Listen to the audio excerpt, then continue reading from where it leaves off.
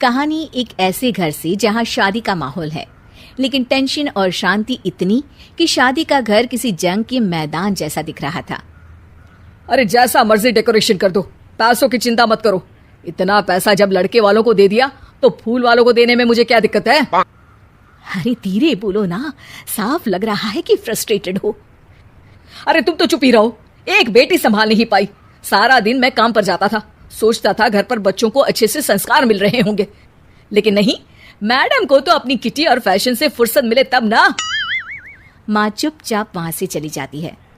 समझ में नहीं आता कि आखिर शर्मा खानदान में हो क्या रहा है। कल तक चिड़िया सी फुदकने वाली शीना की शादी यूं अचानक एक मोटे काले लड़के से क्यों हो रही है?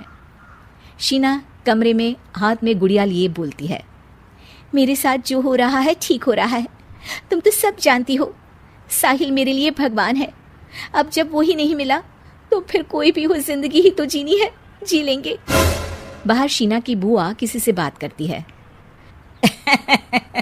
अरे मोटा नहीं, उसे तो खाते पीते घर का कहते हैं। अब ओबेरॉय का नाम भी किसी को बताने वाली बात है। उनका इकलौता लड़का तो करोड़ों की सामी तो है ही। अरे हमारी शीना बिटिया तो रानी बनेगी, रानी। इन सब के बीच कहीं कोने पर शीना हाथ में मेहंदी सजाए बैठी थी और आंखों में आंसू सजाए। और वो समय भी आ जाता है जब शीना मंडप के नीचे हाथ में वरमाला लिए खड़ी होती है, लेकिन तभी अफरा तफरी मच जाती है। कोई कहता है, अरे लड़के की माँ को हार्ट अटैक आ गया। अरे अच्छी खासी थी, कैसे हो गया? अरे कहते हैं ना, किसी किसी लड़की के पैर अच्छे नहीं होते, हो सकता है कि मनहूस है ये लड़की। शीना पास खड़ी सब सुन रही थी। फिर शीना अपने कमरे में आ जाती है। शादी ये कहकर नहीं होती कि लड़की मनहूस है।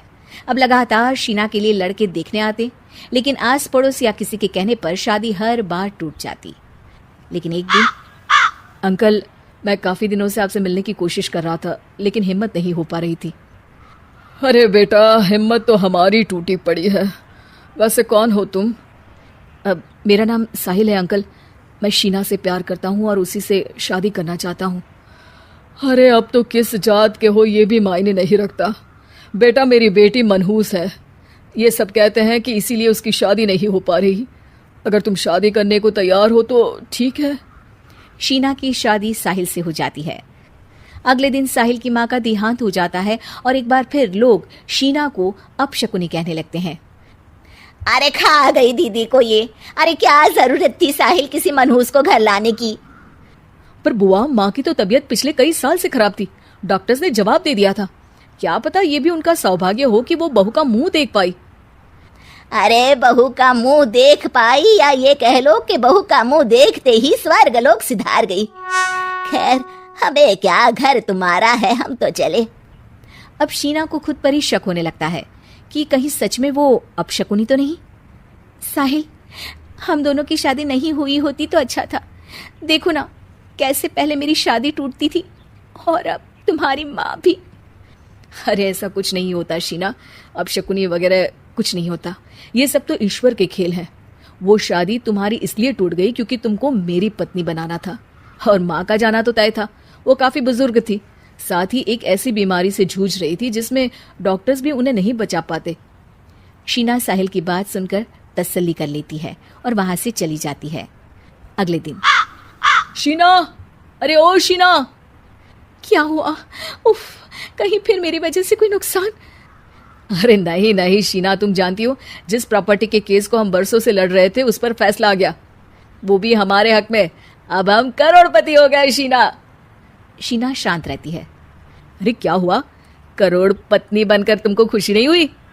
शीना की आंखों में पानी आ जाता है। चलिए जी, कुछ तो अच्छा हुआ मेरी जिंदगी में आकर आपके साथ। साहिल शीना को गले लगाकर कहता है, मेरी नई नौकरी भी तुम्हारे ही आने से लगी। ये प्रॉपर्टी का केस जीता, सब कुछ तो तुम्हारे आने के बाद ही हुआ। फिर तुम मनहूस कैसे? ये सुनकर शीना खुश हो जाती है।